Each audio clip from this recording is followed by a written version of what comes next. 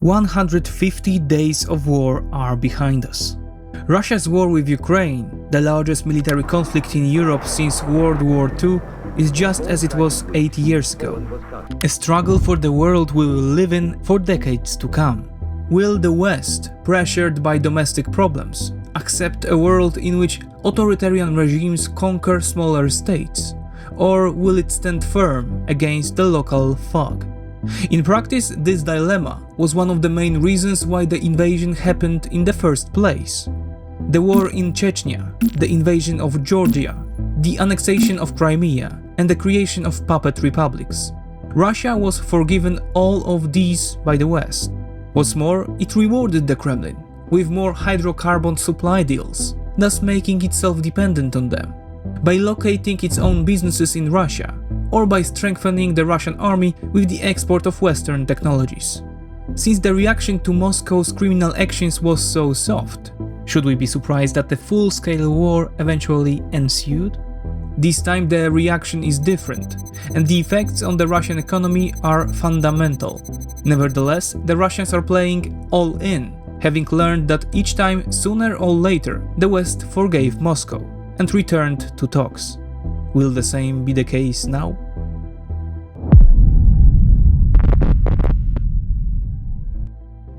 The Russians are aiming to annihilate Ukrainian subjectivity. Missile attacks on public places such as hospitals, schools and universities serve exactly this purpose. It's a hedge for the Kremlin in the case of goals of total war and full annexation of Ukraine don't pan out.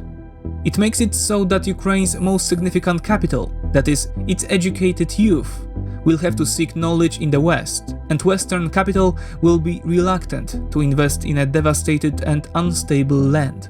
By destroying the infrastructural fabric of the country, Russia is preemptively destroying any potential future competition in the case that some kind of truce is reached. It will be years before a devastated Ukraine, even in peacetime, can manage to reach an adequate level of development. The scheme is quite simple. Russia attacks a civilian target inside Ukraine. People are killed. And the Kremlin concludes that there was a Ukrainian command center, weapons or ammunition on the site. And so it goes on and on. Recently, there were missile attacks on Vinnytsia, Mykolaiv, Dnipro, Kharkiv or Odessa. In Odessa, the target of the attack was the local seaport. Of course, the time and place of the attack were no coincidence. The day before, an agreement was announced in Istanbul on the supply of Ukrainian grain from Ukrainian ports to world markets.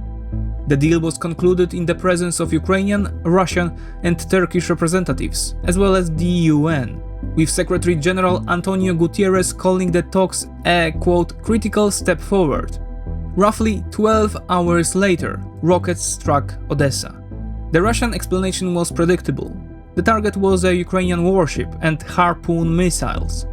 In addition to the effort to annihilate Ukrainian statehood, the Kremlin also continues to torpedo the solution to the world food problem, and there are strong indications that these attempts will continue.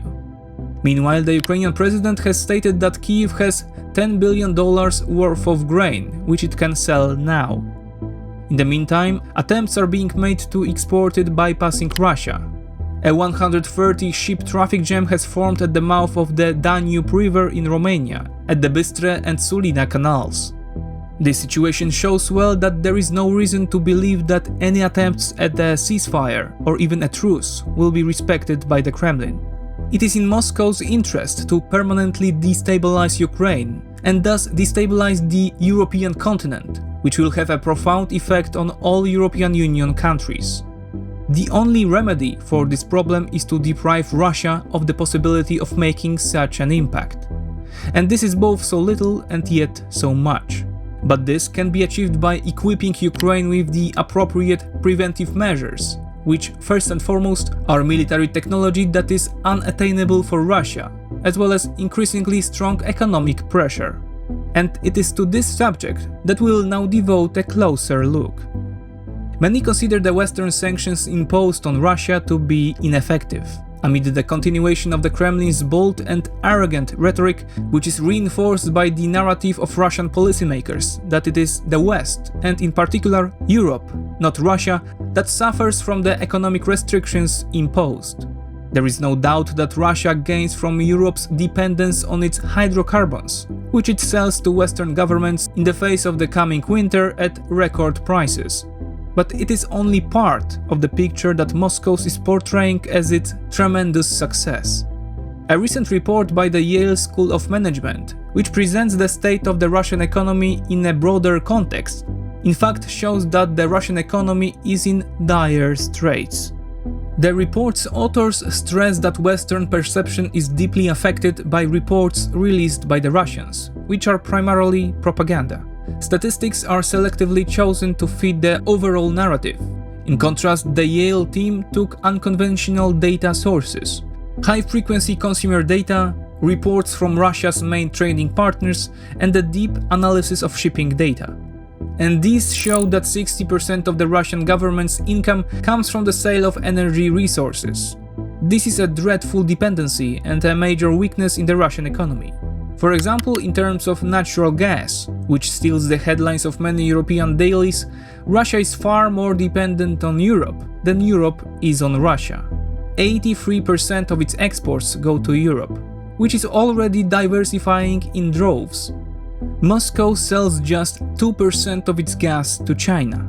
All this is taking a toll on the Russian budget, because in addition the Kremlin playing all in is cutting supplies to Europe and thus receiving less revenue.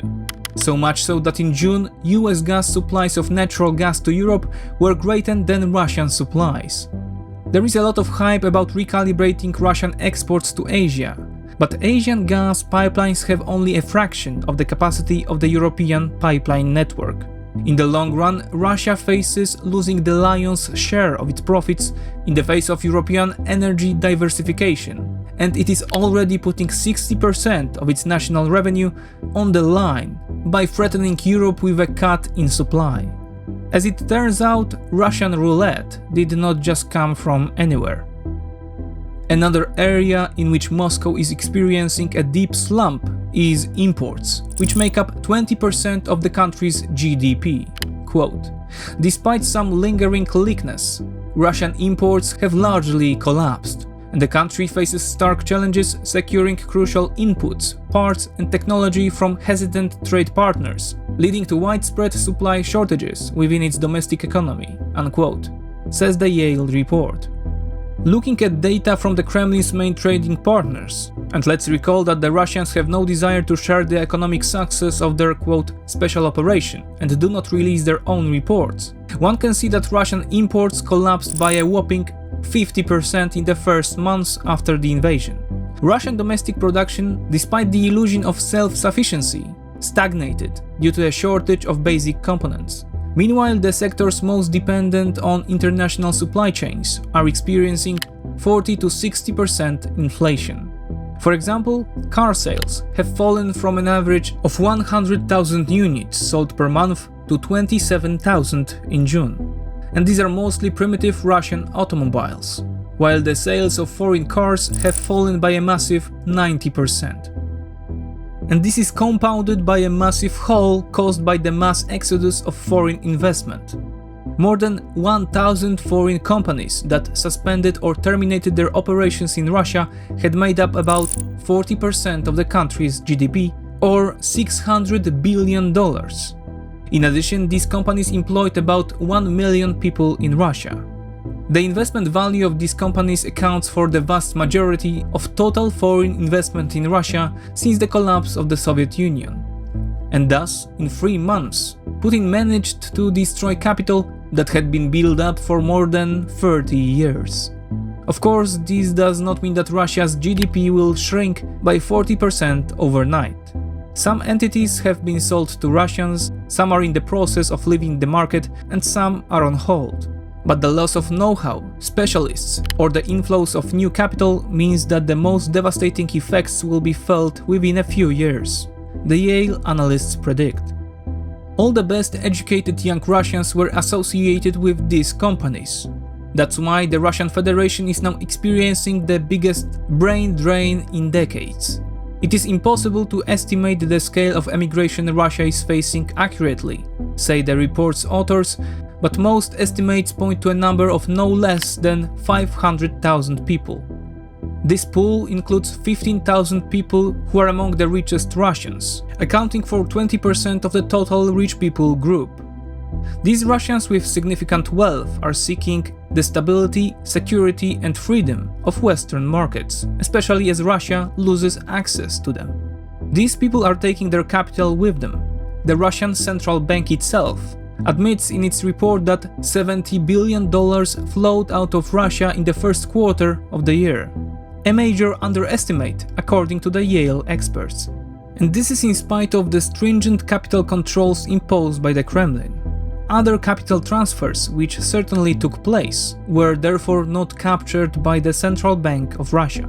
A frequent destination for the fleeing Russian upper class is the Middle East and cities such as Dubai, which has caused real estate prices in the area to skyrocket. Real estate sales to Russians in Dubai had a year-on-year increase of up to 200%. Going forward, the Kremlin's foreign exchange reserves, which were one of the Russians' main safeguards before the war, are shrinking at a remarkable rate. Before the war, they amounted to some $640 billion. Of this, $300 billion was frozen by allied countries. Of the remaining $340 billion, the Kremlin has already used some $75 billion since the start of the war, which would mean that they are falling at a rate of $180 billion a year. In 2 years, therefore, Russia will have drained all of its available reserves. Later in the report, the authors punctuate the artificial bailout of the ruble exchange rate and conclude, quote, Putin is resorting to patently unsustainable, dramatic fiscal and monetary intervention to smooth over these structural economic weaknesses, which has already sent his government budget into deficit for the first time in years and drained his foreign reserve even with high energy prices, and Kremlin finances are in much more dire straits than conventionally understood. The report's authors conclude that, quote, looking ahead there is no path of an economic oblivion for Russia as long as the allied countries remain unified in maintaining and increasing sanctions pressure against Russia. Defeatist headlines arguing that Russia's economy has bounced back are simply not factual. The facts are that by any metric and on any level, the Russian economy is reeling, and now it is not the time to step on the brakes, unquote. It doesn't look like this will happen, as the European Union has agreed on the 7th round of sanctions against Russia, this time targeting gold exports, as well as new individuals and entities. For example, the assets of Russia's largest bank, Sberbank, are set to be frozen. The picture that the Yale Report paints out is quite clear. Each successive month is one step closer to the economic collapse of the Russian economy, whose problems, contrary to general perception, are of unprecedented magnitude.